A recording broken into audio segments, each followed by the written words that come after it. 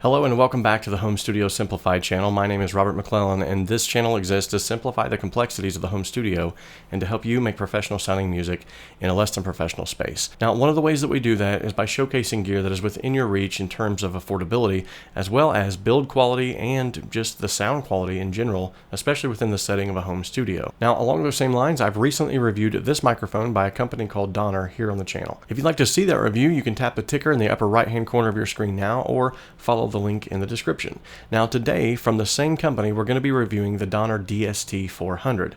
This is an electric guitar from the same company. Now, I have to say right out of the gate, there's a lot of features on this thing that I was not expecting on a guitar at this price point. So I would love to do a proper unboxing, actually take it out of the cardboard for you, but I got way too excited, opened up the box, and just let her rip. So I'll actually just show you sort of what you get in the box, if that's okay. Okay, so inside the box, you're going to get a nice Donner soft shell case.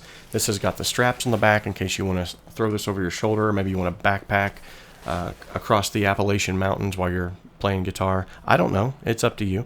But in the zipper pouch here on the front, I've actually included a lot of the accessories that you get with this as well. So the first thing right out of the gate is you get an instrument cable that comes with this. It's a 1/4 inch to 1/4 inch instrument cable.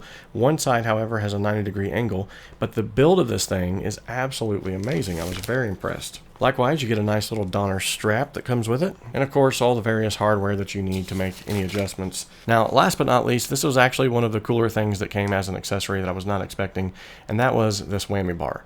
Now, I know what you're thinking. All of them come with a whammy bar nowadays, Robert. What are you talking about? But this one is actually just one of those like pop in, pull out whammy bars. It's a quick release. Very cool. All right, so enough of the accessories and the outer exterior. Let's see what's inside this case. All right, and without further ado, here is the Donner DST 400 in all of its glory. Now, this thing is actually got a really cool finish on it. I'm not a big fan of green. My very first real guitar that I ever owned was the same color, but I have to say it's really growing on me. Now, as you can see, I've actually left all of the plastic on the pick guards and stuff like that, so that would actually be a little bit shinier. But really, this thing is just, it's stunning, to be honest. When you look at the neck has sort of this skunk stripe down the back, not typically found on lower end guitars like this. Just some other features that are not typically found on lower end guitars. We have a humbucker here. Okay, no big deal, right? But on the tone switch, this is a push-pull tone pot, which means you can actually split the coil on this humbucker, leaving it as a humbucker or making it a single coil as well. So you have a lot more tonal options here. And the other thing was, I mentioned earlier, we have this whammy bar that just sort of pops in and pops out. Super cool.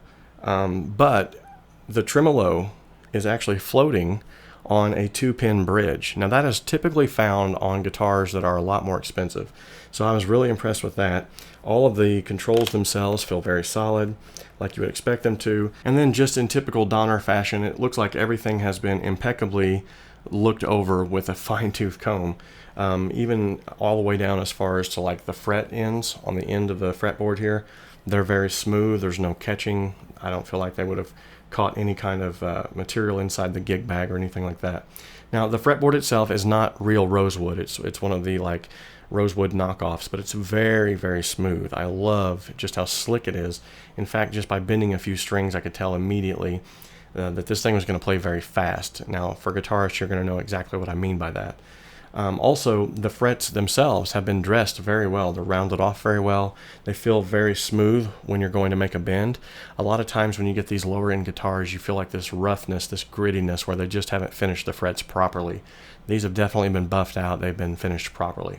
Now, on the headstock itself, you'll notice that it has sort of the split end tuning pegs. Now, these are actually really cool because your strings don't get caught on the inside of your case or caught on clothing. The tip of the string actually goes down inside of the tuning peg here, which keeps it out of the way of you getting stabbed or anything like that. I thought it was kind of interesting that they chose to go with the old style like tuning keys. And yet again, not a big fan, but it's grown on me as well. So I think they've got a lot, and I do mean a lot of features just jam-packed into this thing. Now, as I'm shooting the video, the price on Amazon is currently $259. that is bonkers for everything that you get with this thing. So I'm going to go ahead and give you some sound examples now so that you'll know exactly what it sounds like as well right out of the gate. All right, so I've got the guitar going straight into my Boss ME80. This is no effects present whatsoever. Going then into Cakewalk by BandLab, and I'm going to play this at the neck position or the 5th position. Here's a G chord.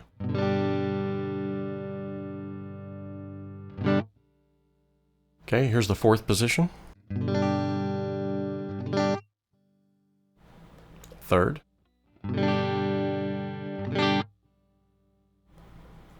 Second.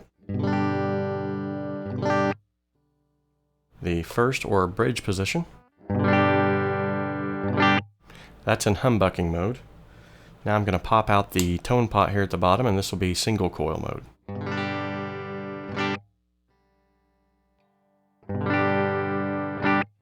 Obviously you get a lot more volume there, a lot more low end with the humbucking, and then here's the single coil again.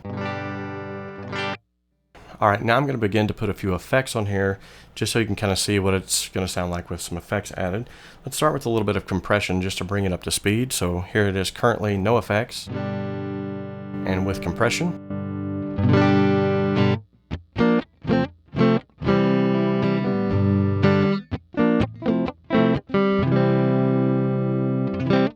Alright, now let's add a little bit of overdrive.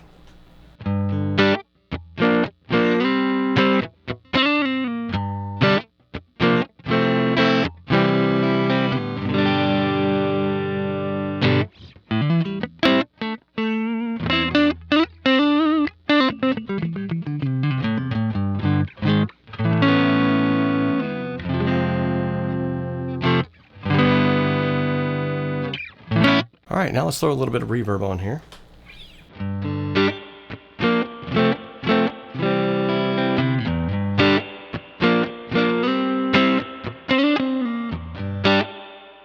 Definitely liking the sound of it thus far. Let's go ahead and throw it down to the 4th position now, get sort of that quacky sound.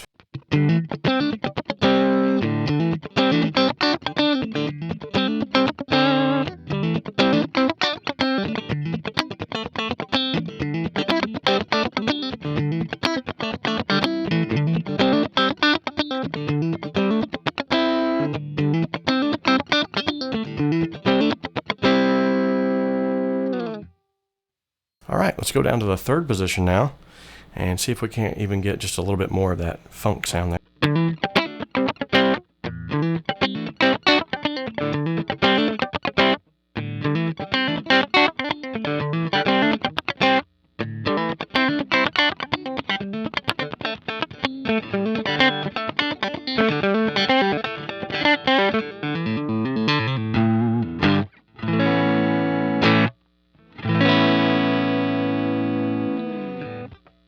Alright, not too bad. Let's go ahead and throw it down to that bridge position there.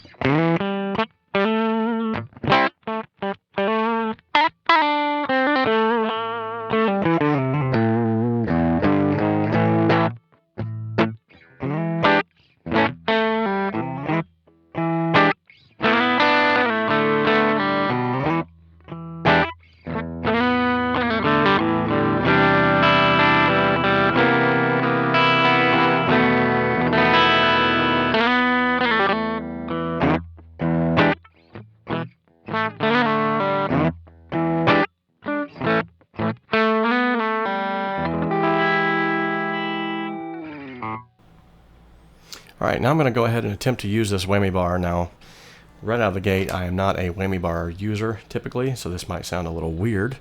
But let's utilize the freeze effect here on the pedal. And I'm going to enable a bunch of stuff here. Okay.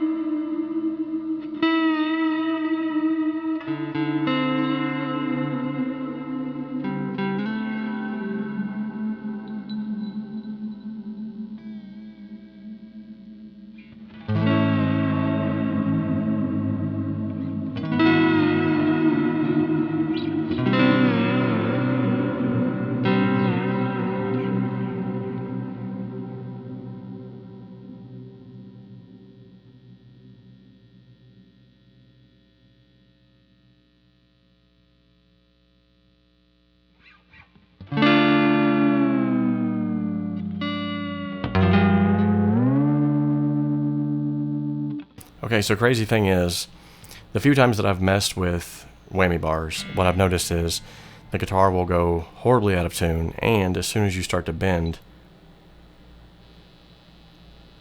I hear a little bit of pinging, but it's nothing like I've heard before. Like, if you hear a lot of pinging while you're doing that, that means that the strings aren't moving through the nut like they should, and it will cause a lot of detuning issues. So now, after we've dive bombed this thing on numerous occasions, let's see how well in tune it is.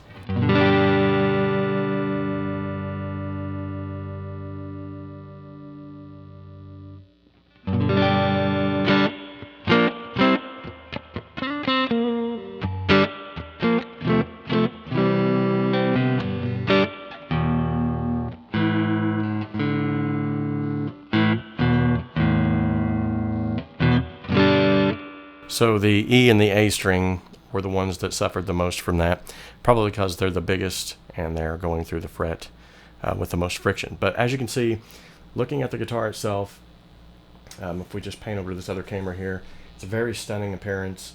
It plays very well. I mean, I love the